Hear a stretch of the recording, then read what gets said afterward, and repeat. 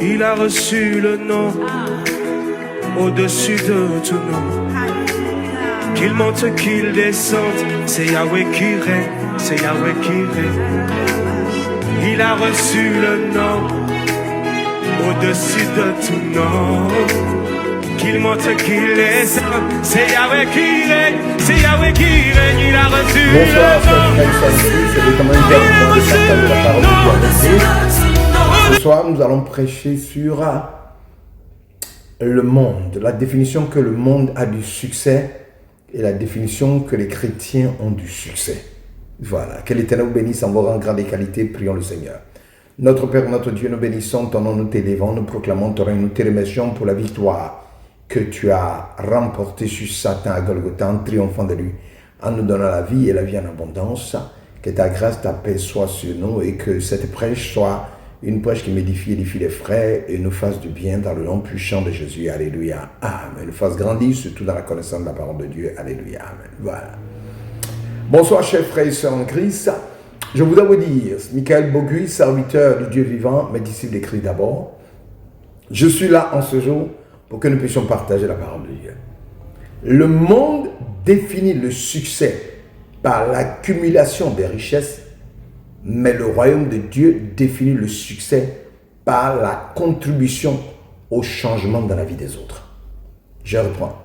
Le monde définit le succès par l'accumulation des richesses, mais les enfants de Dieu et le royaume de Dieu, c'est-à-dire la vie selon le royaume de Dieu, définit le succès par la contribution au changement dans la vie des autres. Voilà comment nous définissons le succès. Je voulais te dire, quel endroit, je dis bien l'endroit le plus riche de la terre en talent, caché ou gâché, ce n'est pas le pétrole, ce n'est pas la mine, ce n'est pas le diamant. L'endroit le plus riche de la terre en talent gâché et jamais découvert est le cimetière. C'est au cimetière qu'on voit des talents gâchés, des talents qui n'ont pas été découverts, des destinées effondrées. L'évangéliste Myles Munroe pouvait dire que l'endroit le plus riche de la terre n'est pas le puits de pétrole. L'endroit le plus riche de la terre, ce n'est pas la mine. L'endroit le plus riche de la terre, ce n'est pas les pays où il y a le diamant. L'endroit le plus riche, ce n'est pas les pays qui ont des réserves d'or. L'endroit le plus riche de la terre est le cimetière. Pourquoi? Parce que c'est au cimetière qu'on trouve des personnes à qui Dieu a donné un talent, une destinée, un talent d'écrivain qui n'ont jamais accepté d'exercer ce talent, qui sont morts en portant tous les talents qu'ils avaient dans la tombe. C'est au cimetière qu'on trouve des personnes à qui Dieu a donné un talent de chanteur, qui n'ont jamais accepté d'exercer ce talent et qui sont morts en portant le talent de chanteur dans la tombe sans jamais avoir chanté ne serait-ce qu'une chanson ou d'avoir sorti un seul CD ou un vinyle. C'est au cimetière qu'on trouve des personnes à qui Dieu a donné un talent d'entrepreneur et qui n'ont jamais accepté d'exercer ce talent d'entrepreneur, qui sont morts en portant le talent d'entrepreneur, les dons d'entrepreneur dans la tombe sans jamais avoir fondé une entreprise et l'avoir jamais lancée. Oui, en un mot, des idées jamais exécutées, des visions jamais poursuivies, on les trouve enfouis au cimetière. Tout simplement parce que ces personnes ne sont pas levées pour dire non à ce qui détruisait leur talent, non à ce qui empêchait leur destinée de s'accomplir, en un mot, leur potentialité. En cette nouvelle année, ce n'est pas de savoir ce que tu dois avoir en plus dans ta vie, mais plutôt qu'est-ce que tu dois abandonner pour que Dieu te révèle ta destinée. Et plus ta destinée plus vite ta destinée te sera révélée, plus claire sera ta vision pour accomplir la volonté de Dieu. Parce que tu es sur terre pour que Dieu te révèle ta destinée et que tu l'accomplisses pour sa gloire.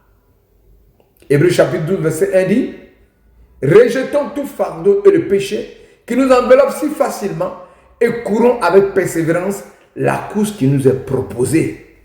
Ici, le Seigneur nous demande de rejeter aussi bien le fardeau que le péché. Le fardeau n'est pas forcément mauvais, mais il est lourd. Le fardeau est tout ce qui te ralentit. Même si cela paraît bon, ton fardeau peut ne pas être le mal, mais peut être l'excès dans certaines choses que tu fais. Certains d'entre nous ne sont pas dans le péché, mais ils sont simplement surchargés, émotionnellement, physiquement. Nous savons tous que les personnes surchargées ne coupent pas, elles s'effondrent. Voici ce que tu dois comprendre sincèrement. Voici la première chose que tu dois supprimer en cette nouvelle année. Tu dois supprimer une mauvaise définition du succès qui détruit plus de destinée que n'importe quoi dans ta vie. Le succès n'est pas l'argent. Le succès est une ressource. Le succès n'est pas la célébrité. La célébrité est la visibilité. On est célèbre parce qu'on est vu de tout le monde. Le succès n'est pas une position. Le vrai succès, c'est découvrir et accomplir le but, la destinée pour laquelle tu es né. Le but pour lequel Dieu t'a envoyé sur terre. C'est ça le succès dans le monde du christianisme. C'est-à-dire, quand tu veux vivre la vie selon le royaume de Dieu, c'est ça le succès. Le monde définit le succès par l'accumulation des richesses. Mais le royaume de Dieu définit le succès par la contribution au changement dans la vie des autres. Ton impactation de la vie des autres. Comment impactes-tu la vie des autres? Donc le monde demande combien possèdes-tu? Le royaume demande combien as-tu donné? Jésus n'avait jamais possédé de maison, n'a jamais écrit des livres, n'a jamais eu de compte bancaire, n'a jamais eu d'avion. Et pourtant, il a changé l'histoire. Pourquoi? Parce que le succès ne dépend pas de ce que tu possèdes, mais le succès dépend de ce que tu déposes dans la vie des autres. Écoute-moi bien ceci. Quand tu poursuis le succès de la mauvaise manière, tu abuses de la prière. La prière devient une liste de courses. Oui, une liste de courses. Au lieu d'être une relation avec l'Éternel des armées. Les gens prient pour des voitures. Les gens prient pour des maisons. Les gens prient pour des visas. Les gens prient pour l'emploi. Les gens prient pour le mariage. Mais ils ne prient jamais pour la clarté du but et de la destinée que Dieu leur a donnée. Ils ne prient pas pour avoir la présence de Dieu en eux. Seigneur, je prie pour que tu me remplisses de ta présence. Ils ne prient pas pour être guidés par le Saint-Esprit, non. Ils prient pour l'argent, pour les voitures, pour les maisons, pour la richesse. Dieu n'est pas engagé envers ton confort. Il est engagé envers ton appel. Je suis venu te dire que le monde demande combien tu possèdes. La vie selon le royaume de Dieu demande combien as-tu donné. Jésus n'a jamais possédé de maison, n'a jamais écrit des livres, n'a jamais eu de compte bancaire et pourtant il a changé l'histoire. Ce que l'Éternel veut de toi, c'est que tu changes l'histoire, que tu changes l'humanité, que tu changes le monde et que tu le bouleverses par l'évangile pour sortir les êtres humains des ténèbres et les amener à l'admirable lumière de Dieu. En ce moment-là, ta destinée va vers son accomplissement. Pourquoi? Parce que le succès ne dépend pas de ce que tu possèdes, mais ce que tu déposes dans la vie des autres. C'est ce que je suis venu te dire ce soir. Que l'Éternel te bénisse et à demain pour continuer à prêcher à mon Jésus. À très bientôt.